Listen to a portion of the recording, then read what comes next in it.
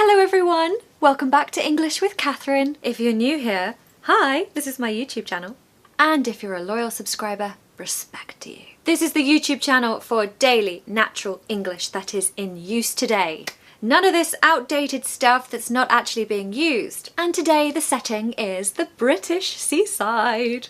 One of the happiest places on earth. The other week I went to Brighton Beach. I used to live there, so I have a lot of memories there. And I spent the whole day there just listening out for what people were saying and making notes on the culture. Today you're going to learn some lovely seaside vocabulary, which is very important for daily English. And of course you're going to learn about British culture. Get yourself a lovely chilled glass of lemonade and let's get started. The British seaside. The seaside is a big deal in the UK. It's where we go to actually have fun. We're usually so polite and controlled in our everyday life. But on the seaside, all of that goes out the window and everyone just lets their hair down. And as you all probably know, it's the one place where your inner child can come out as much as it wants. Acting like a child and behaving like a child all day is completely normalised. The British seaside is a national institute. It's the home of the fish and chips, the buckets and spades, and of course the socks and sandals. Number 1, do you fancy a dip? Or are you a chicken? Do you fancy a dip? Or are you a chicken? Okay, first of all, we say dip to mean going swimming in the sea. Usually a dip is just to cool down if it's really hot. On the day that I went, it was only about 20 degrees, so it wasn't that hot. But still, people go swimming in the sea, even when the sea is freezing. Chicken is what we say when someone is too scared to do something. It's not very kind to call someone a chicken, but it's quite funny. And obviously chickens are quite scared, aren't they? So there we go, that's the relation. Number 2, Daddy, can you help me dig out a moat for my castle? So near where I was sitting, there was a family and there were some children playing and they were making sandcastles, which is a very typical activity. Here we have the phrasal verb to dig out, meaning to literally get the sand and dig it out to make a moat around the castle so that when the tide comes in, which we'll talk about in a second, it will go around the outside like a moat. So here you've learnt the new word moat, if you didn't know that already, which falls into the category of castle language, and I love castles. Number 3, this is related to fish and chips, or as we often say, fish and chips. Fish and chips. There's a connected speech tip.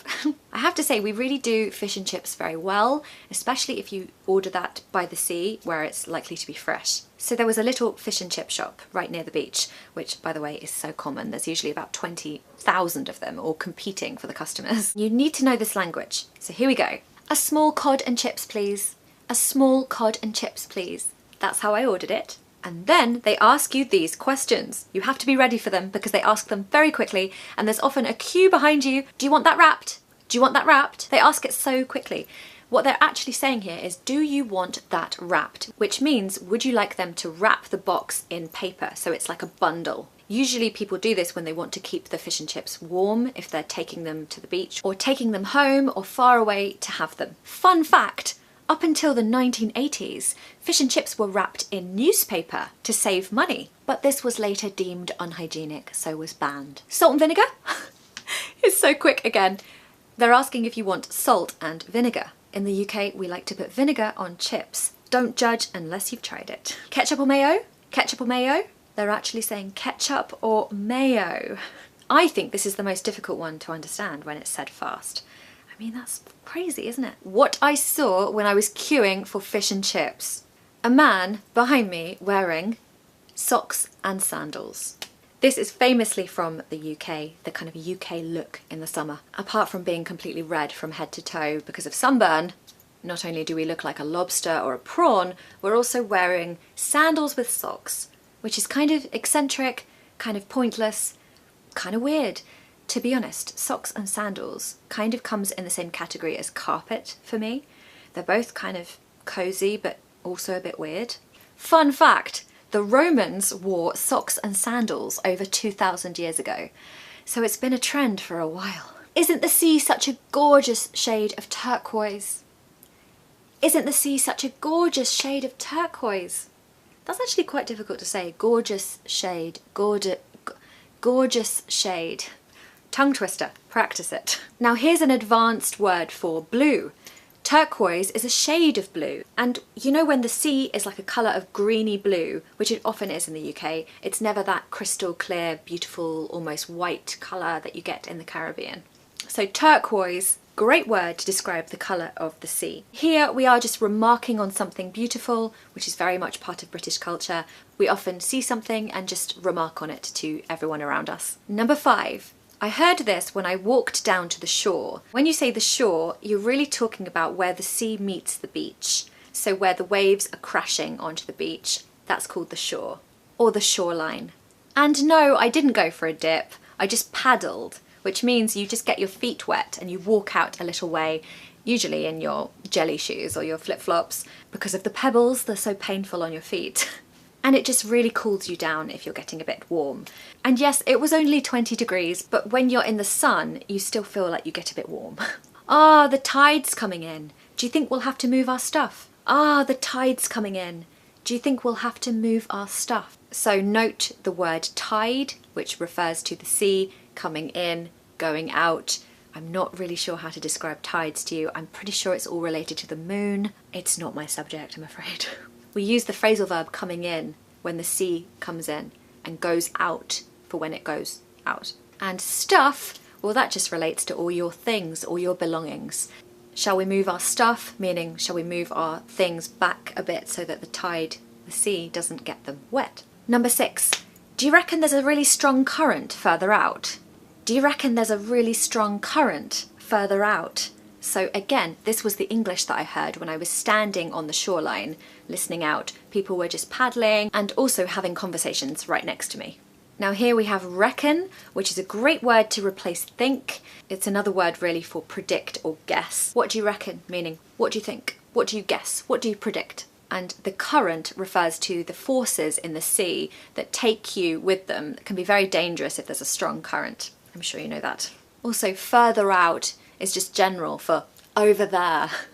You know, the sea is such a scary, massive thing, isn't it? We often don't know how to refer to it. Number 7, let's swim out to that boy over there. Let's swim out to that boy over there. Here we have let's, which is what we say when we're suggesting a plan, like with enthusiasm. Swim out, we have a phrasal verb, so many phrasal verbs, meaning to swim out to sea. And boy, which is pronounced as the same as girl or boy, even though it's a very different spelling, is one of those floating ball things that ships often moor up to stop the ship from floating away. Sometimes we use them as landmarks when we're swimming. Let's swim to that buoy and back. Let's do a lap around the buoy, for example. Number 8. Wow, this jellyfish has been washed up on the beach. Wow, this jellyfish has been washed up on the beach. Jellyfish really freak me out. They're like sea aliens. They are, right? No one can really describe them. They just look like blobs of jelly. Just. I'm sure you know that quite often jellyfish end up on the beach. Here we're using the phrasal verb washed up, which means the tide has, or the sea has brought them in, and quite often they're dead, sadly. Can we go on the pier now? We're so bored. You guessed it, this is kids. Little kids, bored. They've made all their sandcastles, they've eaten all the sandwiches, and now they need some more entertainment. Now piers are those long bits of land, really, that strut out from the shoreline, and they often have a lot of attractions on them, like rides, candy floss, donuts, and Brighton Pier is really fun. I really recommend visiting if you haven't already. Number 10. Look, there's a ship on the horizon. I wonder where it came from. Look, there's a ship on the horizon. I wonder where it came from. You know when you're a child and you just make up all these stories of where ships came from, or if you see a plane in the sky, you wonder where it's just come from. I used to do this thing where I'd imagine all the passengers on the plane and what they were talking about and where they were off to. So there was a big ship, a massive, massive ship, just on the horizon, which means as far as the eye can see. Here we have the verb I wonder. This is one of my favourite words, actually. If you say I wonder, it really means I don't know, but I'm thinking about it and I'm trying to work out the answer. I wonder what to do today. I wonder what the meaning of life is. Make sure you pronounce the word ship like ship and not sheep. If there was a sheep on the horizon, I'm sure everyone would be talking about it. I don't know about you guys, but I find the beach a bit chaotic when there's a lot of people. However, what really relaxes me is just staring out to sea, or looking out to sea, and just looking at the horizon. Somehow it just puts everything in perspective. It just makes me so calm. I really miss living in Brighton because I used to walk down to the seafront every evening and watch the sunset. Oh, it was so great. I hope you enjoyed my video, guys. I hope it made you want to go to the seaside. I really recommend visiting a beach in Britain just to get the culture, because there's so much you can learn about what we're like here just by watching and observing and listening. And of course you've got to have some fish and chips and have a dip in the sea. If you liked this video, please click subscribe. I would really appreciate that, as it really helps me out. Comment down below, maybe tell me which beach you've been to in the UK. I hope you have a lovely weekend. Wishing you lots of sunshine. See you next Friday. Bye.